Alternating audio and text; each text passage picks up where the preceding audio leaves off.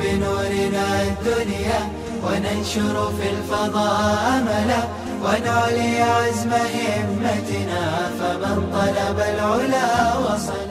بسم الله الرحمن الرحيم. الحمد لله رب العالمين والعاقبة للمتقين والصلاة والسلام على سيد الأنبياء والمرسلين سيدنا وحبيبنا وحبيب رب العالمين محمد وعلى آله وأصحابه ومن هدى بهديه إلى يوم الدين. وبه قال حدثنا أبو نعيم قال حدثنا ابن عيينة عن الزهري وحدثني محمود قال حدثنا عبد الرزاق قال أخبرنا معمر عن الزهري عن عروة عن أسامة بن زيد رضي الله عنهما وعنهم أجمعين. حضرت اسامہ ابن زید ان کو کیا کہا جاتا ہے؟ حب وابن حب رسول اللہ. حضرت عمر رضی اللہ تعالیٰ فرماتے تھے هذا حب وابن حب رسول اللہ، کہ یہ خود بھی حضور کے چہیتے اور حضور کے چہیتے کے بیٹے، اس لیے کہ آپ حضرت زید ابن حارثہ کے بیٹے تھے. کس کے بیٹے تھے؟ زید ابن حارثہ، جو اللہ کے رسول صلی اللہ علیہ وسلم کے متبنہ تھے، حضور کے منہ بولے بیٹے تھے. لیکن ما کان محمد ابا احد من رجالکم کہنے کے آیت کے نزول کے بعد آپ کو زید ابن محمد کے بجائے زید ابن حارثہ کہا جانے لگا. یہ ایک ہی فرد فرید ہے جس کو قرآن کریم نے وضاحت کے ساتھ ان کا نام لیا ہے فلما قضى زید منها، اور جب زید نے اپنی بیوی کو طلاق دے دی تو حضرت زید کا نام قرآن نے ذکر کیا، ورنہ کسی بھی صحابی کا نام صراحت کے ساتھ نہیں ہے. ثانی اثنین اذ ہما فی الغار سے ابو بکر کی طرف اشارہ ضرور ہے، مگر صراحت کے ساتھ نام حضرت زید کا لیا گیا ہے.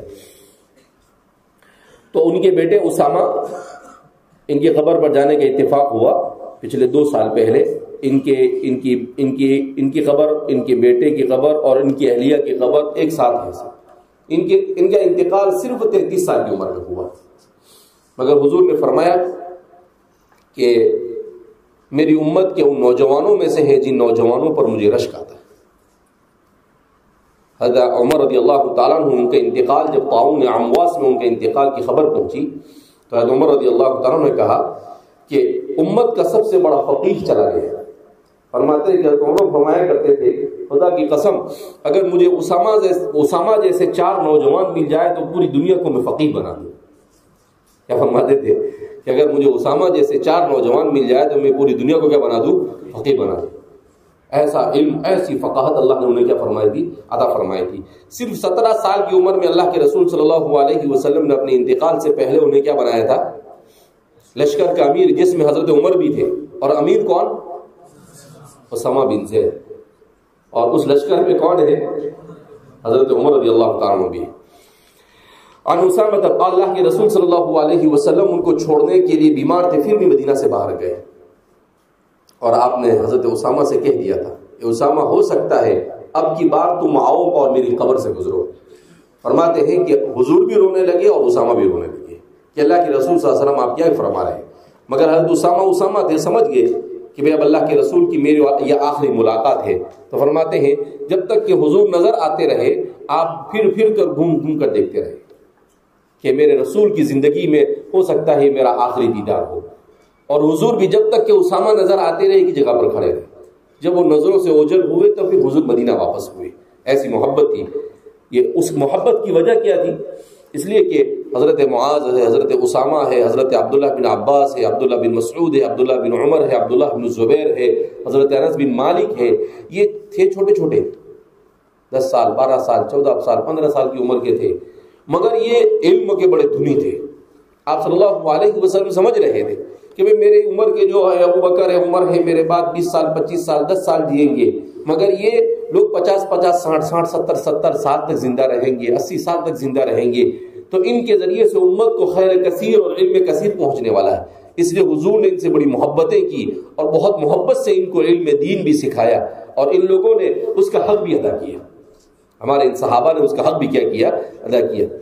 اللہ پوری امت کی طرف سے انہیں دارین میں بہترین بدلہ عطا فرمایا. تو اسامہ فرماتے اشرف النبی صلی اللہ علیہ وسلم علی اطم من اطام المدینہ. نبی کریم صلی اللہ علیہ وسلم مدینہ کے ٹیلوں میں سے کسی ٹیلے پر چڑھے. فقال، اور پھر کہنے لگے هل ترون ما ارى. سوال کیا اللہ کے رسول صلی اللہ علیہ وسلم هل ترون ما ارى، کیا تمہیں وہ نظر آ رہا ہے جو مجھے نظر آ رہا ہے؟ اس لیے کہ صحابہ کے بہرحال رسول تھے. اللہ کے رسول صلی اللہ علیہ وسلم کو جو چیز نظر آتی تھی وہ کسی اور کو کیسے نظر آ سکتی ہے؟ حضور کو بہت ساری ایسی چیزیں جو مستقبل میں ہونے والی تھی اللہ کے رسول صلی اللہ علیہ وسلم کو وہ دکھائی جا رہی. قالوا لا، صحابہ نے کہا نہیں. قال فإني لأرى الفتن تقع خلال بيوتكم كوقع المطر، میں دیکھ رہا ہوں فتنوں کو وہ تمہارے گھروں میں بارش کی طرح گر رہے ہیں. بارش کی طرح کیا ہو رہے ہیں؟ حضرات صحابہ کو حضور متنبہ کر رہے تھے کہ دیکھو میرے بعد کی زندگی بڑی کٹھن زندگی ہے، اتنی آسان نہیں ہے، بہت فتنے آنے والے ہیں. کیوں؟ اس لیے کہ اس پوری امت کو پوری شریعت سمجھانی تھی. تو اللہ کے رسول صلی اللہ علیہ وسلم کی موجودگی میں فتنوں کی کثرت یہ حکمت کے خلاف تھی. حضور کے ہوتے ہوئے سارے فتنے ہو جاتے تو یہ حکمت کے خلاف تھی. وہ تو خیر القرون تھا، روئے زمین کا سب سے بہترین زمانہ تھا. تو اللہ کے رسول صلی اللہ علیہ وسلم کے زمانے کے بعد اللہ رب العزت نے حضرات صحابہ کی موجودگی میں ہر قسم کے فتنوں کے اصول کو ظاہر کر دیا. ہر قسم کے فتنے، دین کا فتنہ، ایمان کا فتنہ، مال کا فتنہ، منصب کا فتنہ اور ریاست اور سیاست کا فتنہ، جتنے بھی فتنے ہو سکتے تھے سارے فتنے حضرات صحابہ کی موجودگی میں وقوع پذیر ہو گئے. جس کا فائدہ کیا ہوا؟ اس کا فائدہ یہ ہوا کہ اب قیامت تک کے اس طرح کے انفرادی یا اجتماعی جتنے بھی فتنے ہیں ان تمام فتنوں سے کیسے نمٹنا، اس کی عملی صورت پوری امت کے سامنے آ گئی. پوری امت کے سامنے اس کی عملی صورت کیا ہو گئی؟ آ گئی. لہذا امت کو اگر اپنے آپ کو بچانا ہے تو انہی صحابہ کے طرز عمل پر عمل کرنا ہوگا. اسی لیے امام مالک فرماتے ہیں لا يصلح آخر هذه الامة الا بما صلح به اولها، کہ میری امت کے آخری زمانے میں آنے والا مسلمان کبھی بھی صلاح اور فلاح پر نہیں آ سکتا مگر اسی طریقے کے مطابق جس طریقے کے مطابق اس کے اول طبقے نے نمٹا. کہ جیسے صحابہ نے فتنوں کا مقابلہ کیا اسی طرز عمل پر اگر تم مقابلہ کرو گے تو بچو گے، اور اگر اس طرز عمل سے تم ہٹے تو تم بھی فتنوں میں مبتلا ہو جاؤ گے. تو اللہ کے رسول صلی اللہ علیہ وسلم نے بالکل صحیح فرمایا. خود مکہ مدینہ منورہ میں، مکہ مکرمہ میں یزید کے زمانے کے اندر میں واقع حرہ پیش آیا.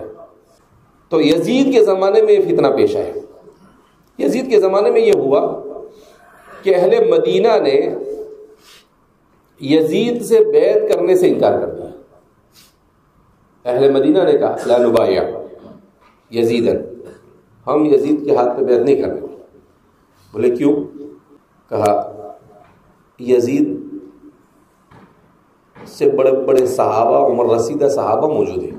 تو یہ تو اس سے پہلے جو روایت گزری نا جس میں حضور نے کیا فرمایا تھا، علی ایدی غلمت من قریش، کہا یہ غلمت من قریش ہے. اسی لیے حضرت ابو ہریرہ نے کہا تھا لو شئت ان نقول بنی فلان و بنی فلان، تو فرماتے ہیں حضرت شرح نے لکھا ہے کہ بنی فلان دو بار بول کر ابو ہریرہ بہت بھاری تھے. کہا انہوں نے اس کو مروان کو اشارہ دے دیا تھا کہ مروان تو لعنت مت بیچ، تو بھی اس میں ہی ہے. یاد رکھ حضور نے نام لے کر کہا ہے بنو مروان بھی ہوں گے اور بنو امیہ بھی ہوں گے. بنو مروان بھی ہوں گے اور بنو امیہ بھی ہوں گے. کہا تم ان میں سے ہی ہو تو کیا لعنت اللہ کرتا ہے؟ بولے تو خود ہی اپنے اوپر اپنی لعنت بھیج رہا ہے. تو یہ سب چھوٹی چھوٹی عمر کے تھے، چاہے مروان ہو، چاہے عبد الملک بن مروان ہو، چاہے سلیمان ابن عبد الملک ہو، یہ سب چھوٹی عمر کے تھے. تو چھوٹی چھوٹی عمر میں یہ لوگ کیا بن گئے تھے؟ بادشاہ بن بیٹھے تھے. تو اللہ کے رسول صلی اللہ علیہ وسلم نے بھی چھوٹی عمر والوں کو امیر بنایا.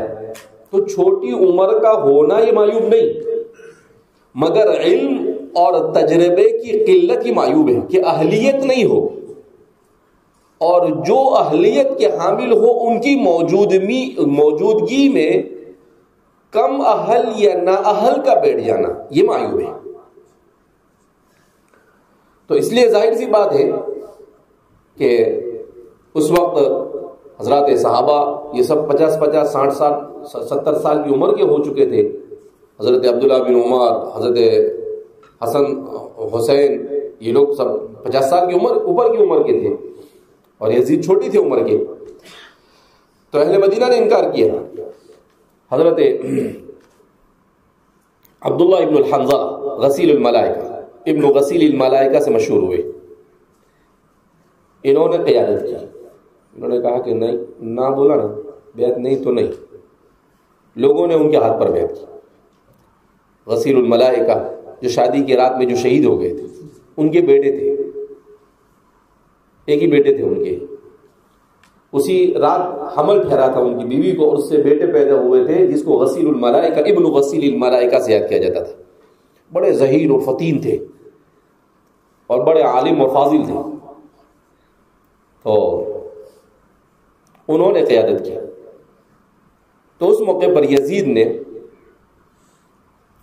مسلم بن عقیل نامی ایک شخص کو بھیجا تھا، بڑا لشکر لے کر، جس نے مدینہ میں قتل عام کیا تھا.